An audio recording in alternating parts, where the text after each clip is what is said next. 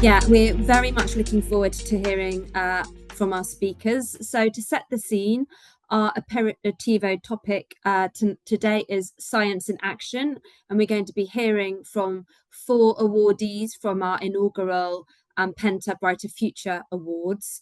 And just to let those of you who don't know what the BFA is, to tell you about it. So it's a global initiative by the Penta Foundation to honour champions working to improve health outcomes for pregnant people and children affected by infectious diseases worldwide. And this is really to recognise the vital role of local and community-led and grassroots level work in improving maternal and child health. Kenny, would you like to say something about the forthcoming BFA? Correct. Yes, we just want to remind those of us who are here today that the second BFA, it's the nominations just opened. As a matter of fact, people are already sending in their nomination. There is no better time in the world today when science is being attacked all over the place than now that we need voices from the grassroots. So if you know someone or some projects that deserve to have the spotlight for doing community work, wherever they are, that connect science to community and the grassroots, this is a time for us to nominate them for the BFA. We would like to see the nominations. Please don't wait, just do it now before we begin to receive too many nominations. The earlier, the better. Great, thanks, Kenny. But as I said, for this aperitivo, we're going to hear from some of our winners from the inaugural BFA. And I'm really delighted to introduce as our first speaker, Isaquel Bartolomeu Silva. So Isaquel is a physician and a public health researcher. In fact, he is about to be submitting his PhD, which I believe focused on vaccination in children. He works on the Bandim Health Project and the National Institute of Public Health in Guinea-Bissau. And Isaquel was awarded the inaugural BFA Young Researcher Award. So Isaquel, over to you for your presentation.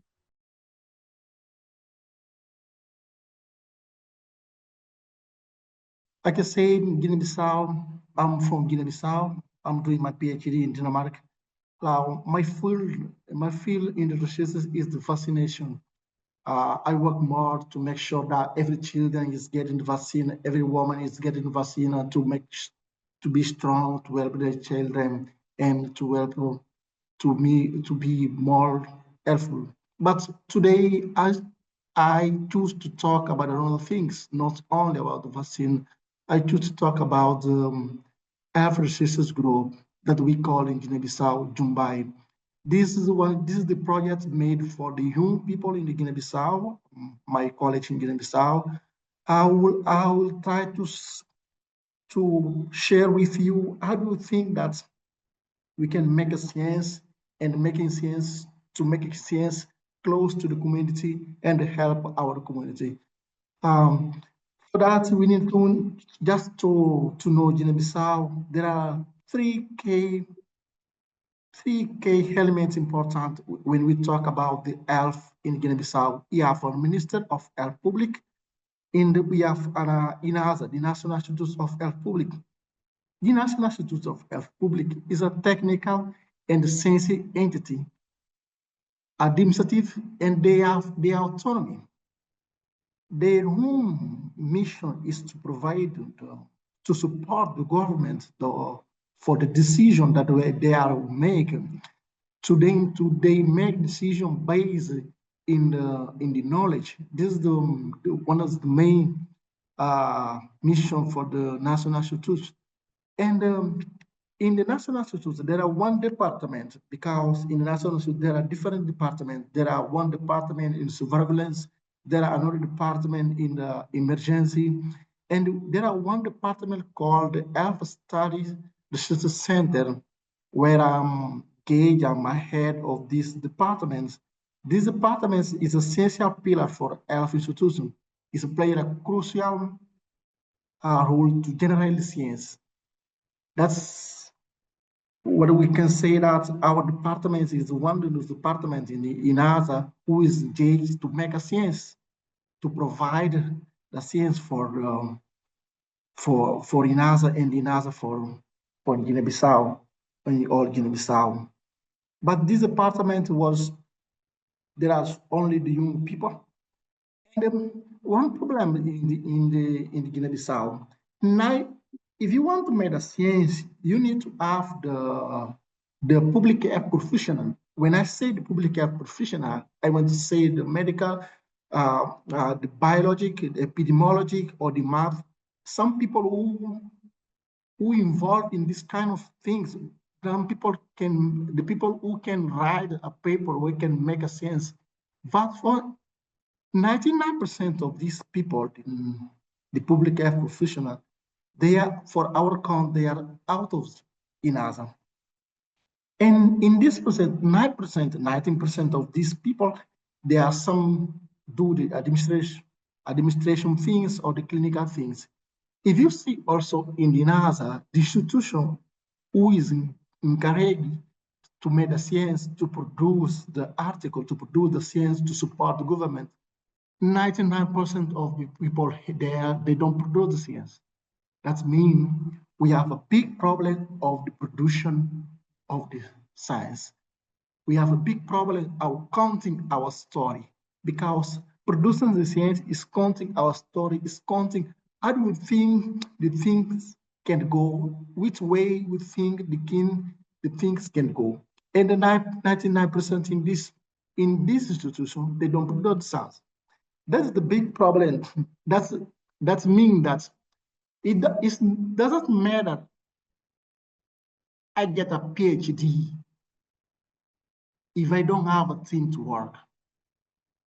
It doesn't matter someone gets an award in the world doing many things if that people he don't have a team. The team is very important to that. And for that, one of the articles that I was a part with the Plácido Cardoso, we map some barrier of the science advance in Guinea-Bissau. One of the things that we can find that is there are no place to present the research result. That is very important. You need to have a place where we can show what we did, when we can show what we understand, our mind. We need a place when we can show with your college our mind. And another thing is the limit national resources. In Guinea-Bissau, many people who produce science, most of them is an international. It's not mean that international is not good. No, it's very good. But for get the sustainability, you need to have the national people making a science. Another thing is also endogenous funding. There are no one fund come from the government to make researches or to make a training of the training for the people who want to go for this field. Another thing is language. I'm trying to speak English here. I'm not sure that my English is understandable for another people, but I'm studying English for several years. Many people, many young people, smart people, they don't have English. And the English people, the English language or the French, that's the barrier for them to work in this field, to work, to present their idea. Another thing is the youth migration to the Europe.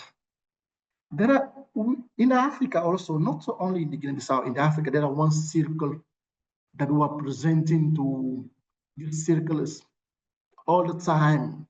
You training the youth people, 2 years, they go to Europe. You're training another one, they go to where? Because they are looking for the better condition for their life. Because here we don't have them, maybe the money is not enough for them. The young people now is looking for their future. I'm not go for this way to judge them, but this is the problem for the Guinea-Bissau. And all this problem made us to think we make some exercise that we call the mind mapping. Try to map different focus that we can focus on. You think that we need to have different areas of resources. Also think that we need to publish something. We need to produce something. Even our data is not good enough. Even if you have sex and age, we need to produce something. You need to say that we are here. We have something to do. And also, we think that there are other things, the funding, where we can get the funding. We think also that it is important to get the partnership collaboration with the people who have experience on this field to make us also strong to work in this field. Also, we think that you need a team member. Who will be the team member? Also, we think that these projects cannot be a no-termination project. We need to have a timeline. We need to have a deadline of everything that you think that you need to do for the group of researchers. In this time, you come for idea. The origin of idea is made a group of researchers called Djunta Sabios in Creole. In our traditional language, Djunta Sabios means bring together the researchers from INASA and another institution. That means also provide more inclusion in the national sciences environment, to bring this together, to call the young people who want to make a science, to bring them to our room, to sit together, to work together, to think together, to do something. And for that, we think that for this, we made a project. The project is a pyramidal project where in the basic, you think that that is needed to map everywhere where is one young people who want to make a science. You have some style, they want, or who want to start in this way. Mapping them, doing the basic training, also the look for the partnership who can help us to training these people. Look for the mentor, something like that. In another level of the pyramid, we need to make a training, mentorship, and made publication. As I say, it's not necessary to have the perfect data to publish something. It's just to want to publish what we have. That's why I say you need to publish something. We need to start in one point. Not say our data is not enough, our data is not strong. We need to start in one point. We start with what we have. Another thing is to categorize the member according for the academic level and training the people to have this model that we think that we can make the sustainability of the project to make Guinea-Bissau also strong, to train the young people. And doing this, we think that we can develop a research team, a national and made also an international partners, and training the people, develop the new researchers and the students, making the people to have another style in the researchers to investigate to the different style of the methodology of the investigation, to make the young people, to make the people also to know this. We are doing this because of this. If you want to this continue, you need to go this way. And that we hope for after implementing this project. And one thing also, we think that increasing the number of the article published in Guinea-Bissau, the new discovery, innovation, the sensitive people, and develop the practical solution for the country. In this point, the 4 points is important because we think that the solution for our problem in the country will not come from another country, will not come from the Europe or from the Asia, from the America. The solution for our problem, the basic problem, will come from the Guinean people, the young people who need to work, write, think, and work, go ahead to present the solution. And in this way, also the most important, the last one is not is important for us, because we think also in this way we will make a science close for the community, because sometimes many institutions come here for Africa, they implement different the projects. After the project, they go away and the project is finished, and the community be still don't know what they do, or what the community don't feel the real object of the projects. Making this Sorry to interrupt. You perfect, because we've run slightly over. So yeah, if we can just wrap up, thank you. So we've got time for the other speakers. Thank you. Yeah, just to say that we say creating this project group is a very strategic that can bring a census for Guinea-Bissau. This project is not only for the capacity for the innovation, it's also to promote interdisciplinary collaboration between different institutions in Guinea-Bissau. This is the team, the young people who want to go ahead with this project. I will thank you and finish with this sentence. The sense can grow when the mind unites with the purpose. To think together, we can do something for our country. Thank you. I would like to introduce Jennifer Furin, who is a TB physician, and she established the Sentinel Project on Pediatric Drug-Resistant Tuberculosis. This is an international network and community of practice that covers over 70 countries, and Jennifer was our North America BFA winner.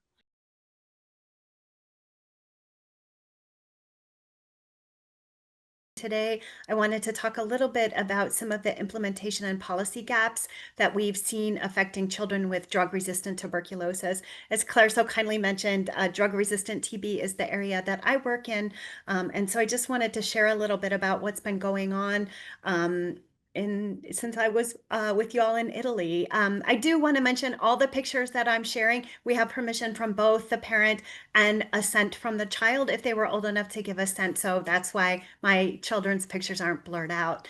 So drug-resistant TB impacts between 25 and 30,000 children every year. And prior to really the last 5 years, being diagnosed with drug-resistant TB for a child meant a lot of misery. Without treatment, these children almost uniformly died, but treatment was terrible. It lasted 18 to 24 months.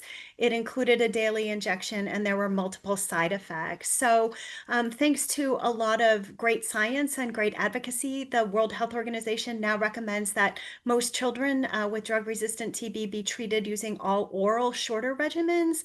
And they've actually recommended for the first time now preventive therapy, or TPT, for children who are exposed to drug-resistant TB. So this has been very exciting.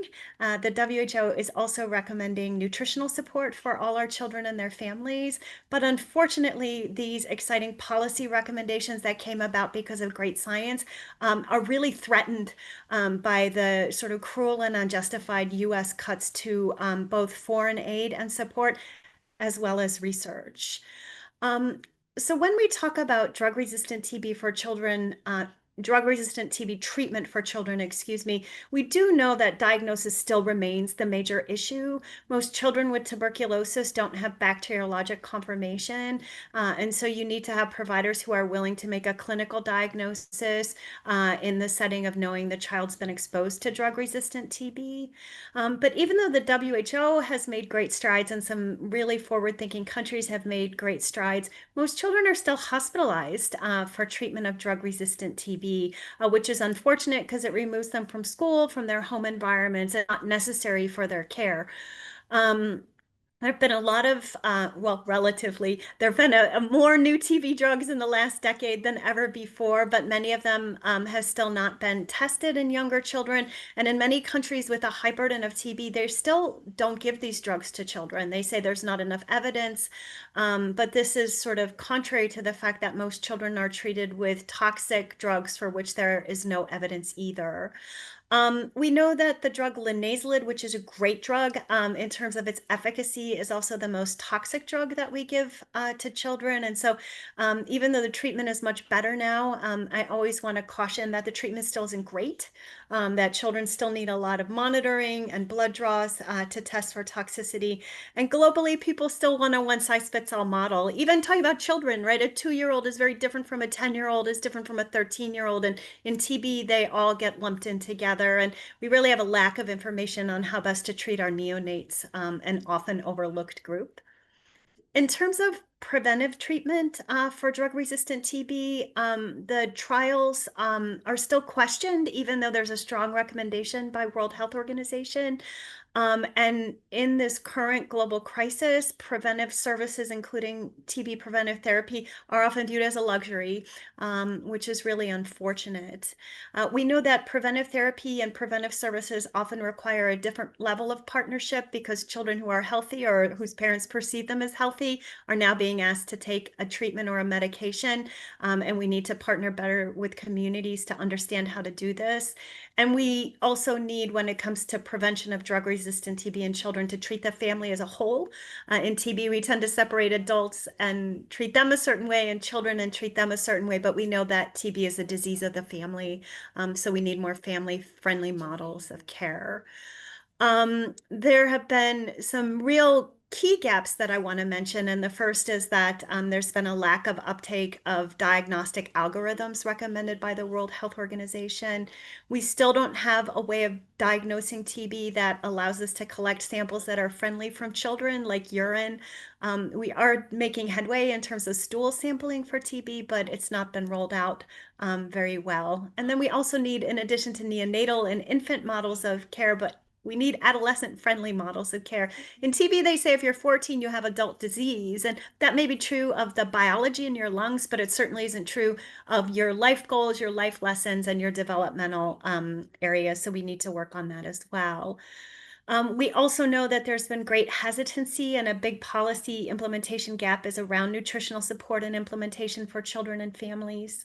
We still need to do a lot more work understanding children's preferences and needs and involving children in studies about preferences and needs. And we still need to scale up access to pediatric formulations of most drugs. Finally, the biggest implementation and sort of research gap is understanding what happens to children after they're cured of TB. We know adults often go on to develop reactive airway disease, post-TB lung disease, and certainly children who are often diagnosed late and who have a lot more development in life to go probably also suffer from post-TB lung disease, and we need to be looking at this more in children.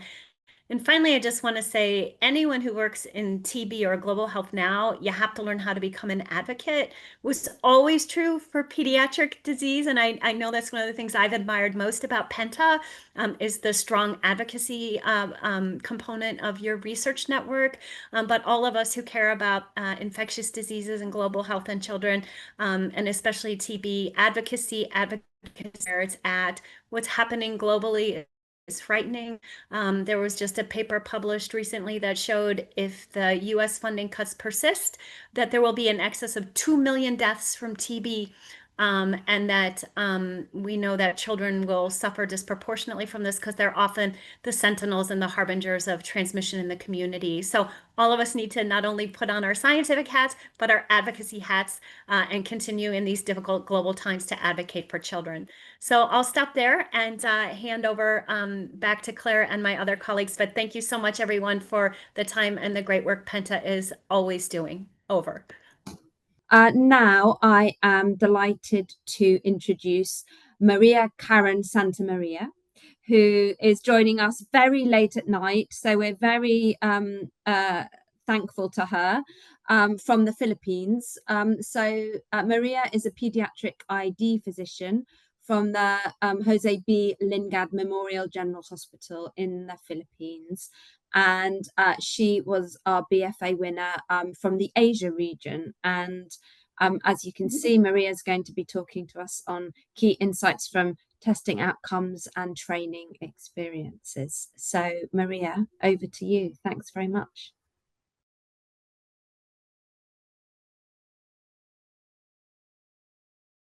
Good morning from the Philippines. I'm Maria Karren, and I will be discussing key insights from testing outcomes and training experiences, particularly in Pampanga, where I am practicing as a pediatrician. So how do I? Okay. So just to give you a background, I am from Pampanga, which is in Region 3, Philippines. So Philippines has divided into three areas: Luzon, Visayas, and Mindanao. And if you see the most prevalent areas of HIV in the Philippines, Region 3, where Pampanga is where I am practicing. As you all know, the Philippines has the highest HIV epidemic in the Asia and Pacific, with around 55 cases per day. But still, luckily, the prevalence for less than 15 years old is still less than 1%. From the latest Epidemiology Bureau, as of December 2024, we have around less than 500 children living with HIV.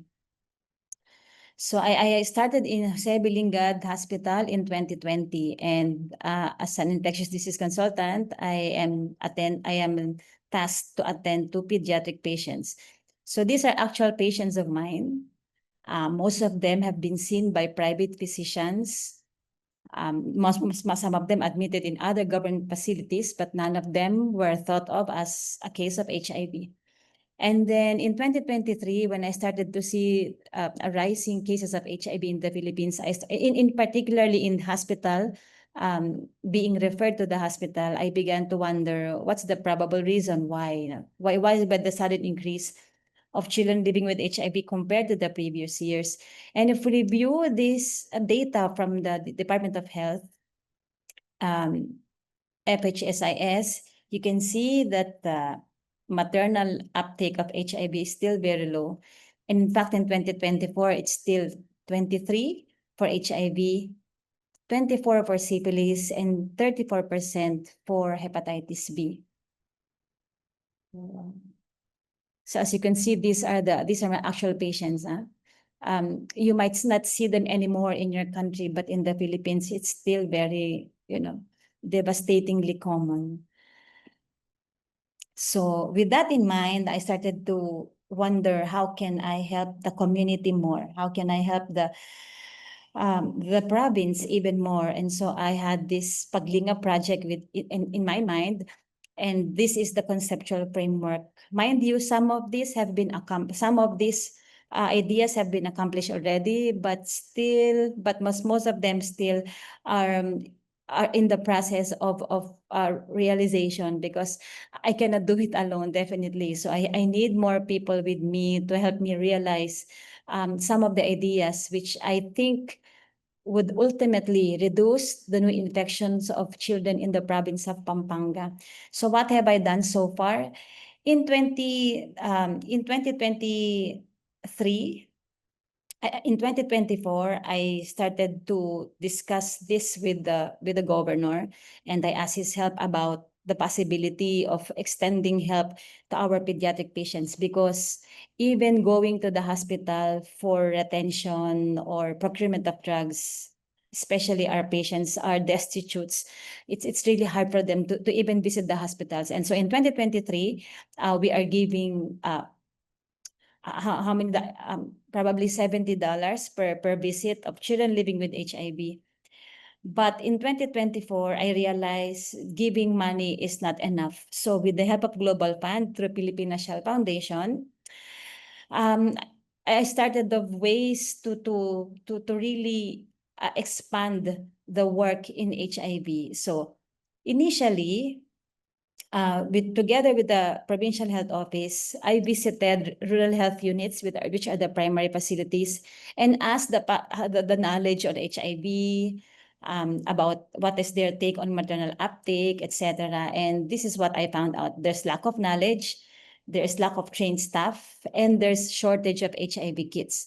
And that's the reason why I asked Global Fund through Philippine National Foundation about procurement of HIV syphilis duo kit, which I will be distributing to 14, which I have distributed to 49 rural health units and 10 district hospitals in Pampanga. So this is what I did in 2020. So from 2023 to 2024, I voluntarily visited RHUs, do PICT training with the provincial health units, talk to the medical officers and district doctors of district hospitals, talk to private physicians, discuss HIV with my residents, with other trainees, just so to make sure they have a knowledge. I mean, even the basic knowledge of diagnosing HIV in children.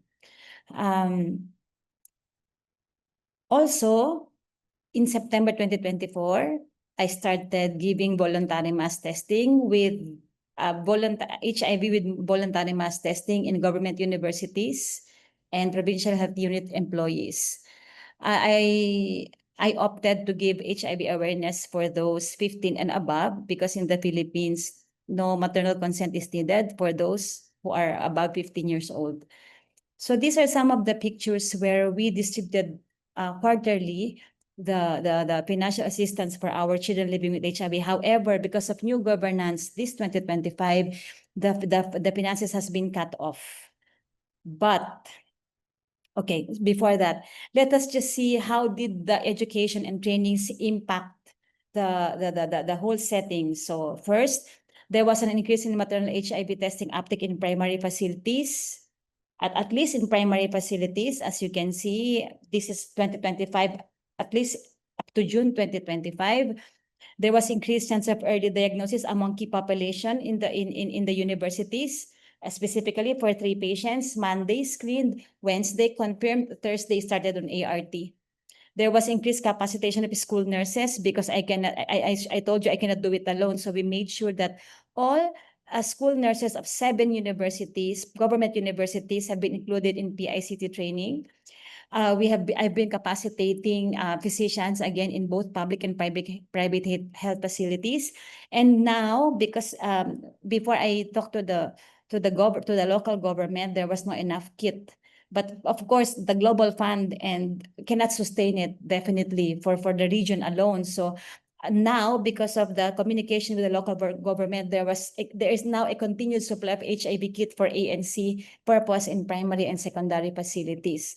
So I told you there's the allowance of patients have been cut off due to new governance, but because of my mentor, Dr. Tanya Vipotanakit of Chulalongkorn University and Father Sean Smith of Born to Live Australia, through Global Development Group, our patients will start receiving financial assistance, education assistance, etc. from Born to Live charity, which is very fortunate for my patients. Also, I told you one of the ideas is to collaborate more on how can I expand my activities and my knowledge also, implementation science with HIV. And so I am lucky that I have been accepted at David Cooper HIV/AIDS Research Training Program, and with Kirby Mentors, I will be pursuing this paper, which I hope to finish by May for chart graduation, because I really want to understand how come, for example, you have the kit already, you have been educated, but what do we need to do more? No, the paper will be on facilitators and barriers to triple elimination of HIV, syphilis, hepatitis, mother to child transmission across healthcare facilities in Pampanga, which is a mixed method study. So in summary, my purpose really for doing the Paglinga project is, of course, to diagnose early, specifically patients in 49 RHUs, 10 district hospitals and university hospitals and government university hospitals in Pampanga.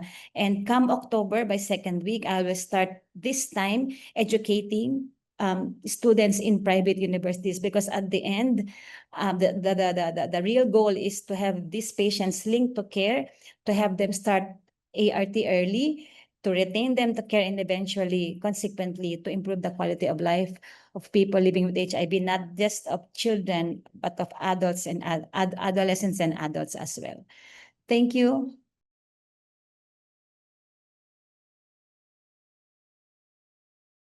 Our final speaker. So I welcome Alejandra Sanchez my pronunciation, sorry, Cabeza, who is a strategic director of the Sarcos Civil Association.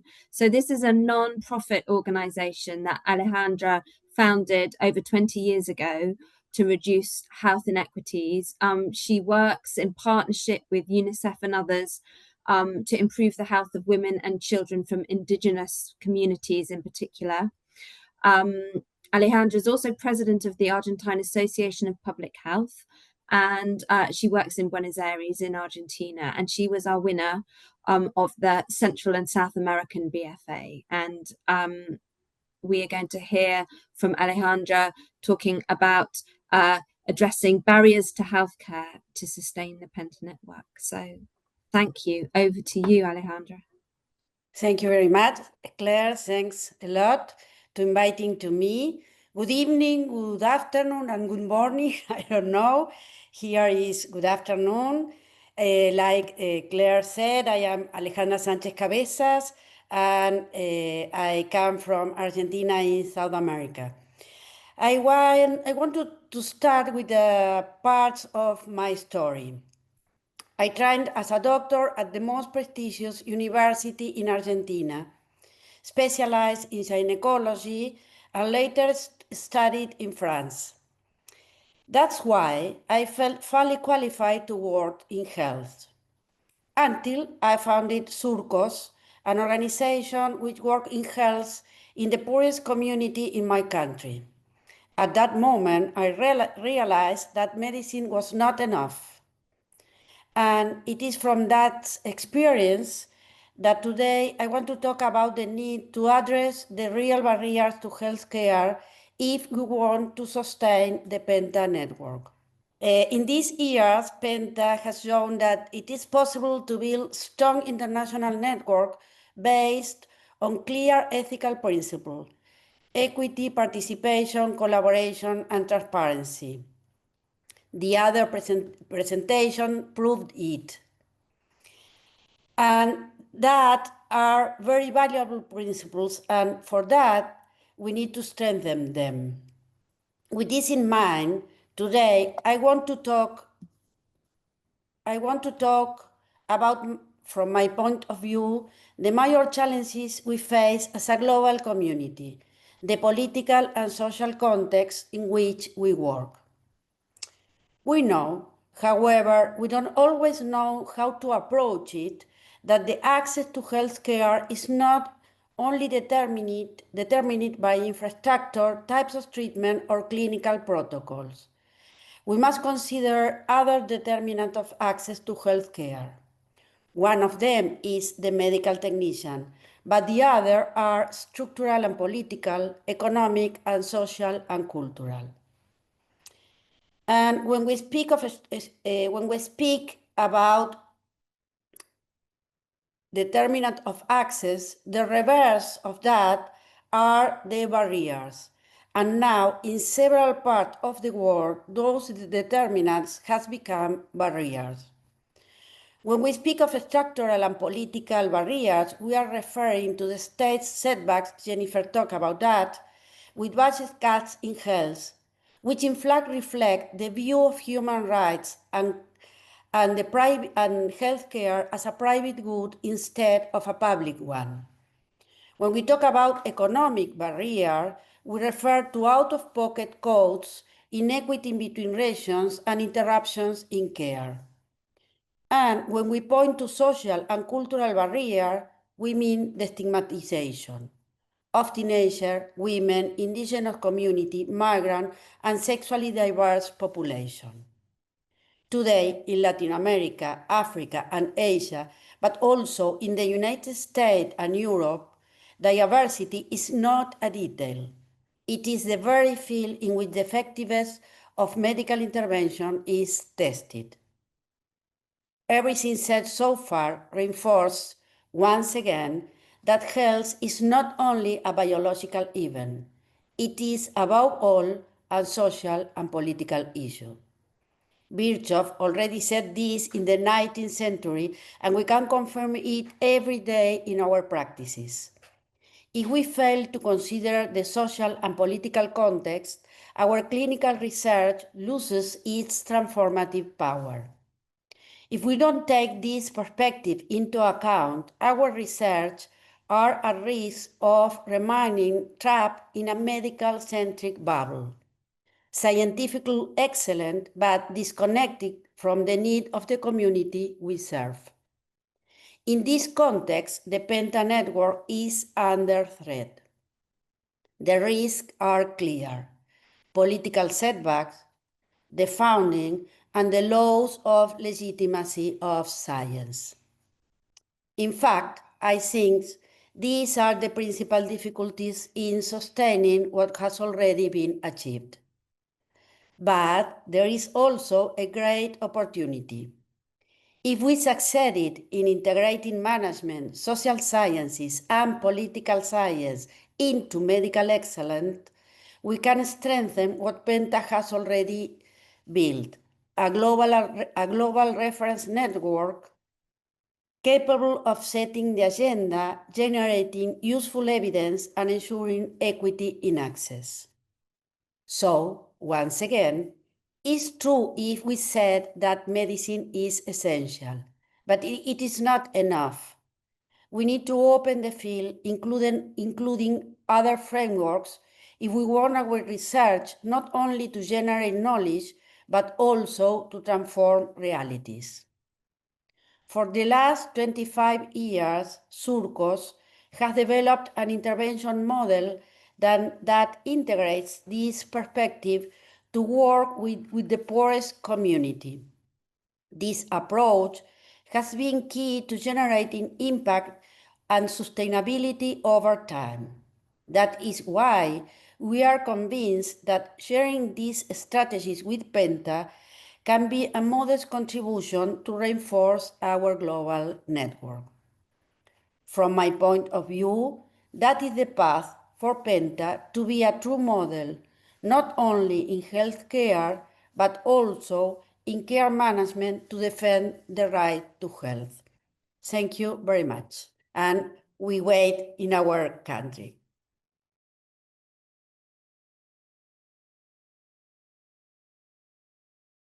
Many thanks to Isaquel, Jennifer, Maria, and Alejandra. We have heard fantastic talks, thought-provoking talks, sometimes a little depressing, but let's look for the opportunities, as we have heard, and the connections.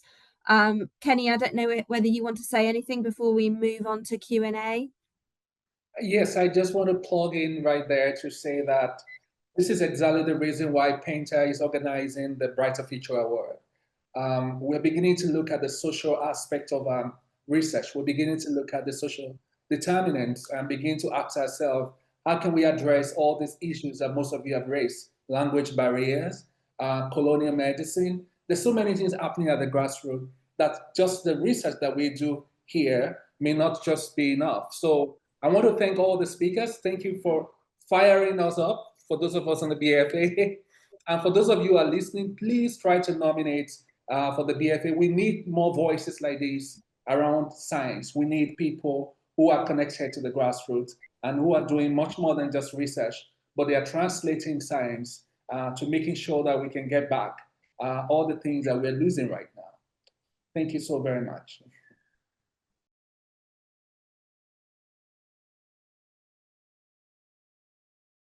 So I'm not going to do it in the order in which people spoke. I'm going to go in the middle. So I actually had a question for Jennifer, first of all.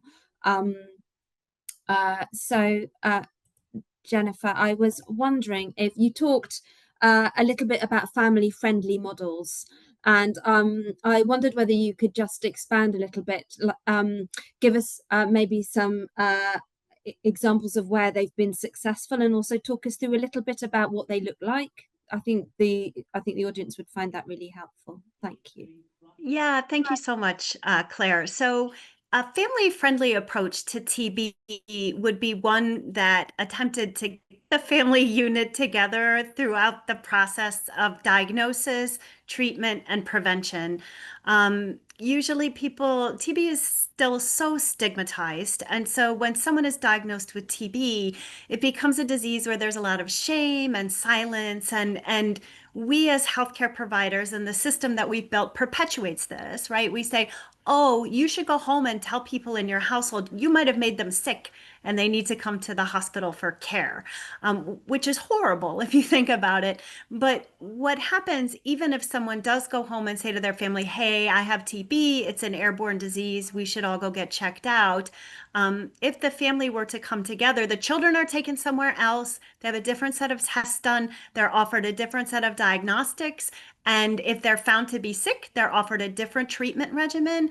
And if they're found to not be sick, it used to be if they were under the age of 5, they got offered preventive therapy. If they were over the age of 5, they got offered nothing.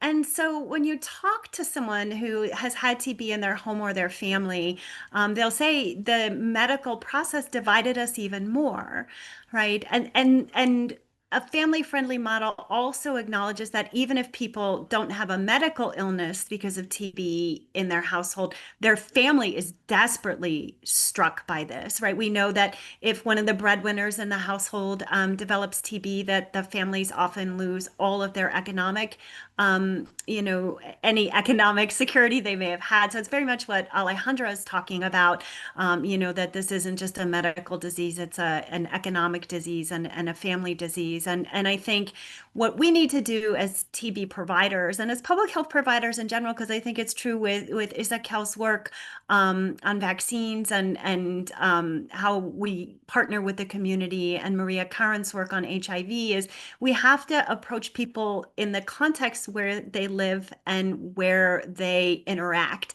instead of dividing them by age or by gender. And we have to try to provide the best care we can. We did this in Khayelitsha, South Africa, where I worked for a number of years, where we started doing family-friendly approaches to care.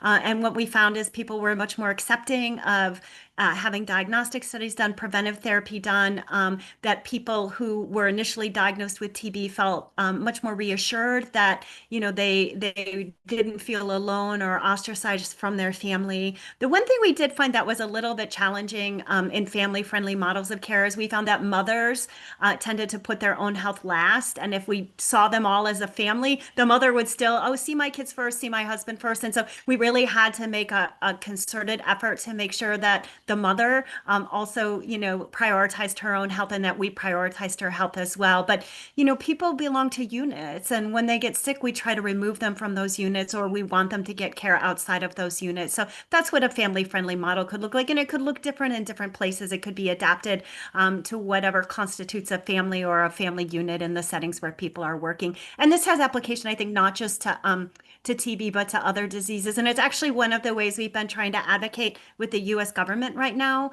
because they say, well, we want to keep families together. We're a strong government of the family. And we say, well, if you approach TB as a disease of the family, you can really model this. And I don't know that it's been successful, but it at least opens up some common language that we can talk about around shared values. Thanks.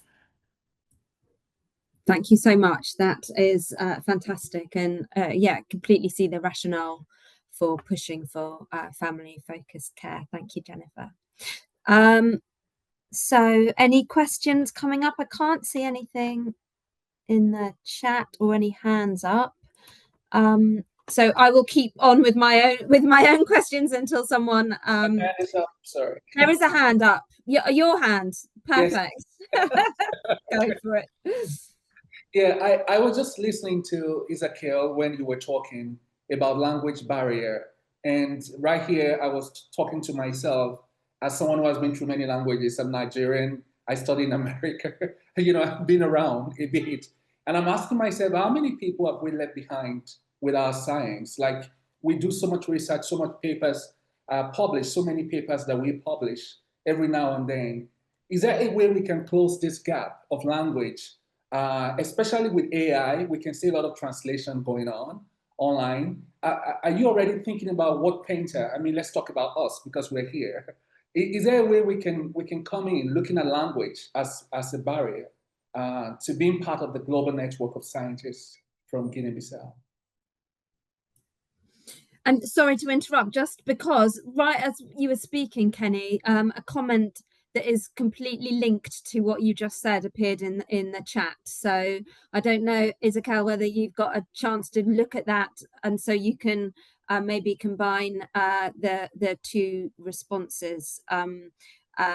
we've got a comment from Desiree talking about the language barrier again. So please, over to you, Isaquel. Thank you. Yeah, thank you, Candy. Thank you again for the question. If you look for the Africa map, you can see Guinea-Bissau speak Portuguese, but his neighbor Senegal speak French, and we have a Ghana speak English, and we have another neighbor in the Africa near to Guinea-Bissau speak English, and we pass all the time. Right now, I'm saying to you, I am thinking in the maternal language. I'm thinking in the maternal language. I'm trying to translate it in my head to Portuguese and the Portuguese to English to talk to you. And how many times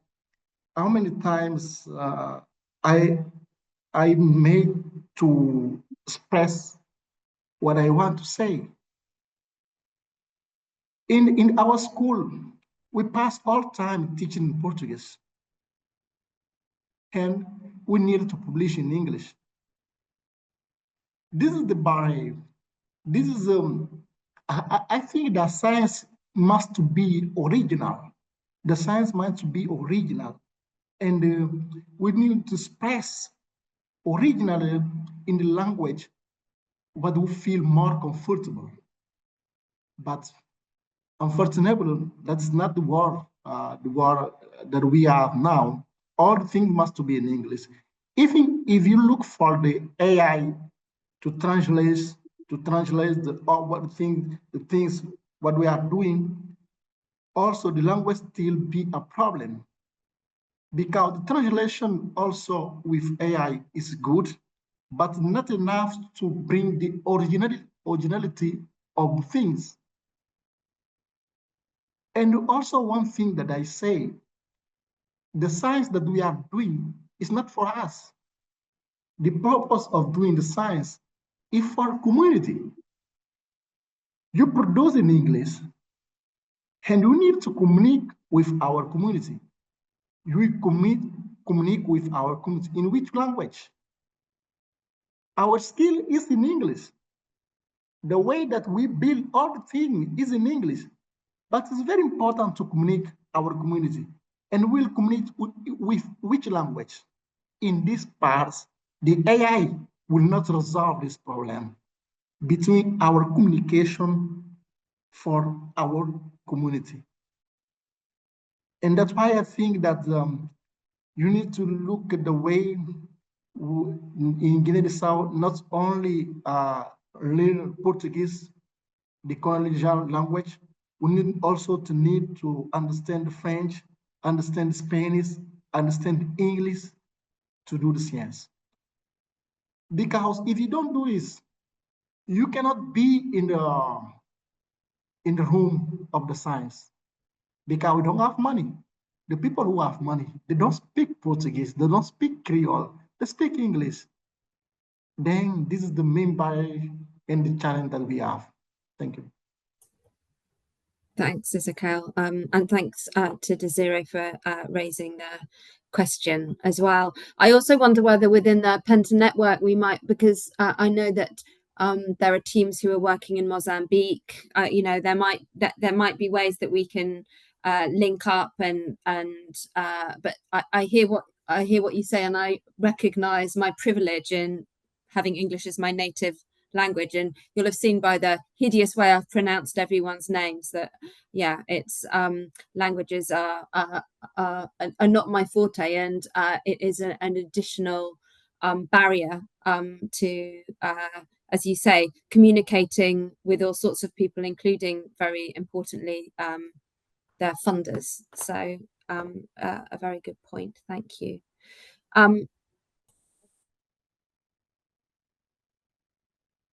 I know Vanna was Muted. Great, Vanna, go ahead. No, actually, I don't have a comment. I loved all presentation, and I have to acknowledge that listening to these presentations made me really happy for the effort as a NEC member to promote the BFA awards. It really makes, it's very inspiring. And I think that we really need to spread the word and how important this is, and go forward and repeat this initiative every year.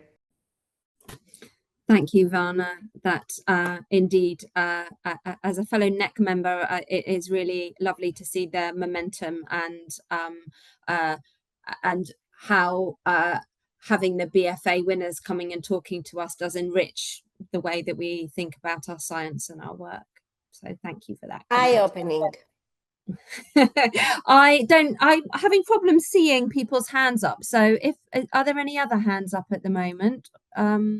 Only hearts. I see hearts. Only hearts. Well, you know. In which case, I have a question for Maria. So Maria, oh, I can't see. Where are you? Yeah. Oh, there you are. I see you now.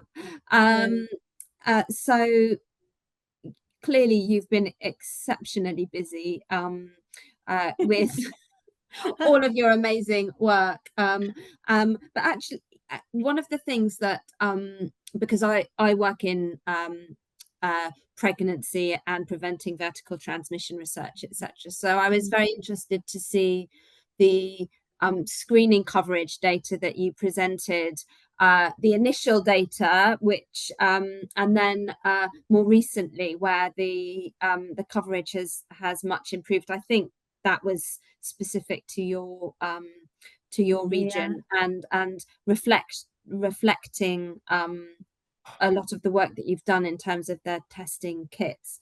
But I was wondering, because I did notice that there was, for example, higher hepatitis B coverage initially than there was for HIV and syphilis, and I wondered whether you wanted to, whether you've got any reflections or insights in terms of the understanding of both pregnant women or care providers with respect to these different infections, and the potential risks that they pose in pregnancy, and why it's important to screen for them.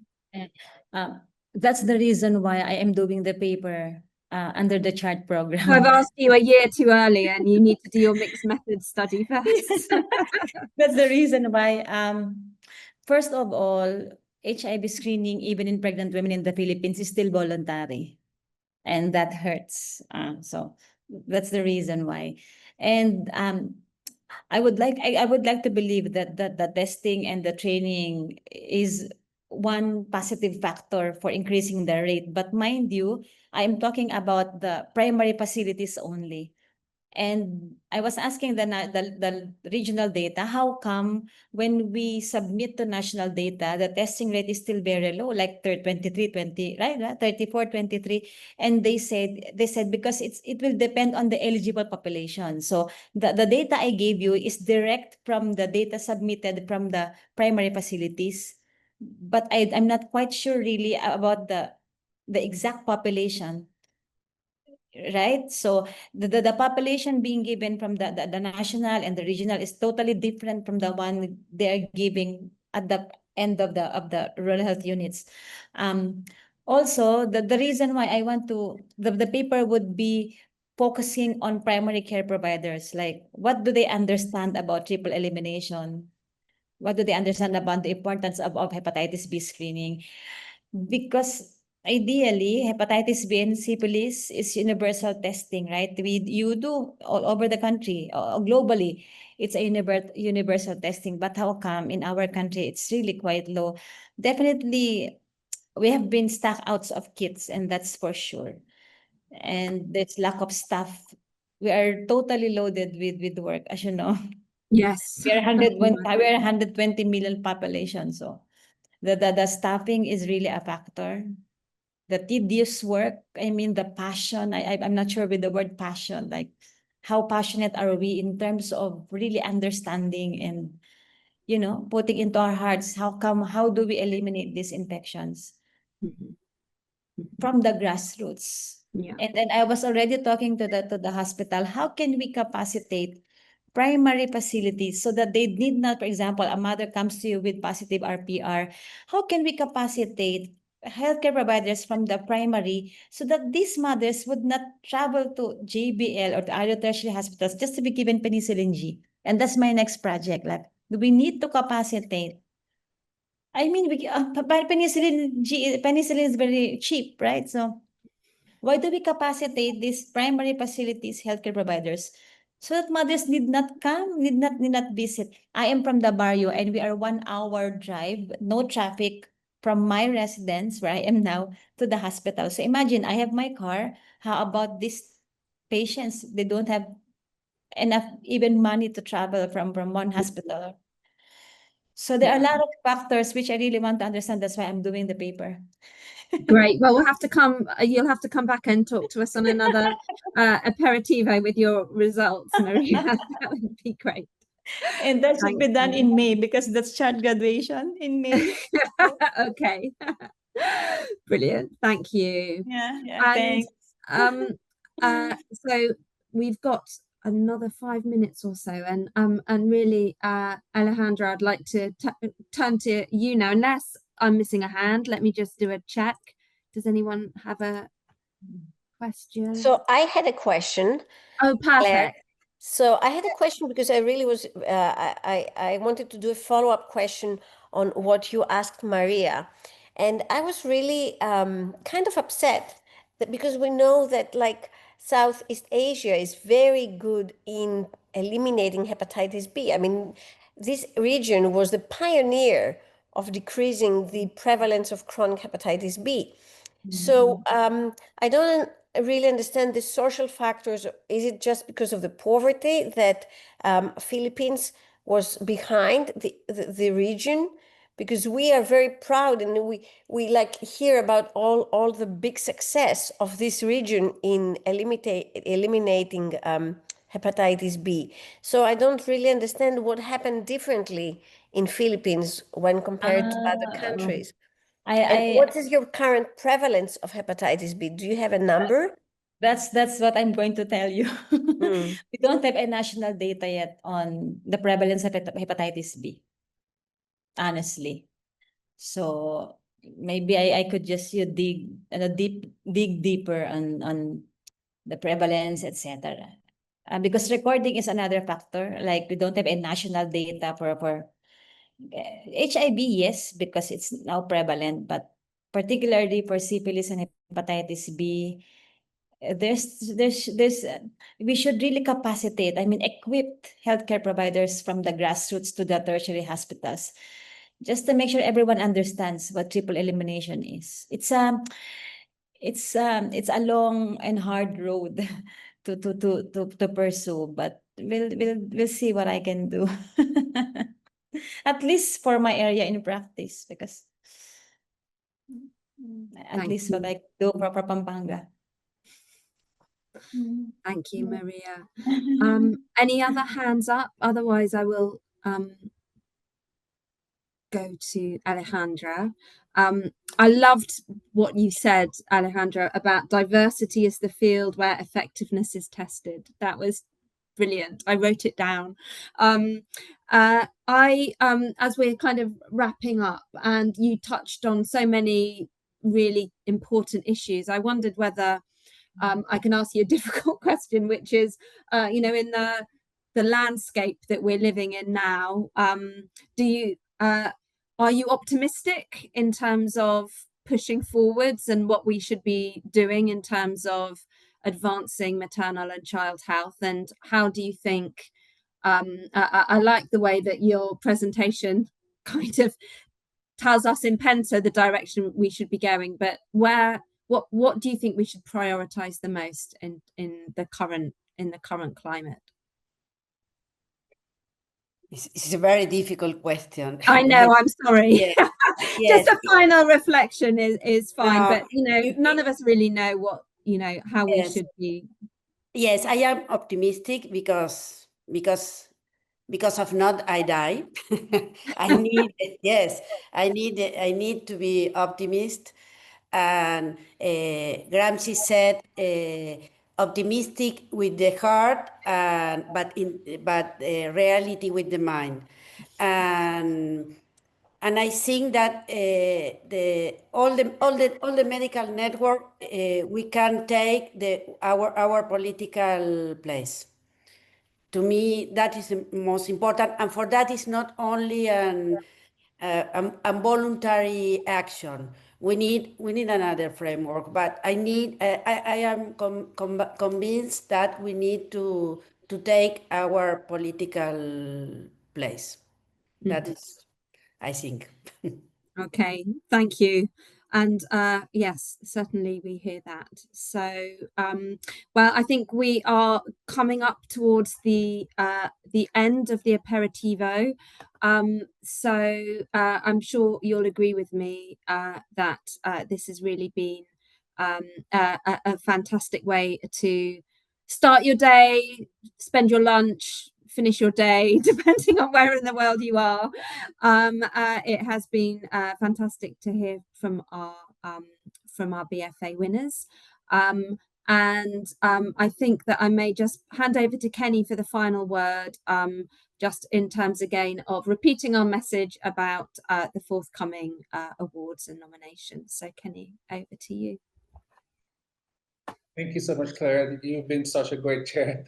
I don't know how to follow that. Thank you so much. Thanks to all the speakers. I was just talking to a colleague that you all fired me up tonight. This is evening here. We know the reason why we started the BFA, but listening to you, my heart grew, and it became a mission much more than just a project. Listening to all of you. So thank you for inspiring us again and sharing your stories. And for everyone listening, please participate. Help us get the word out.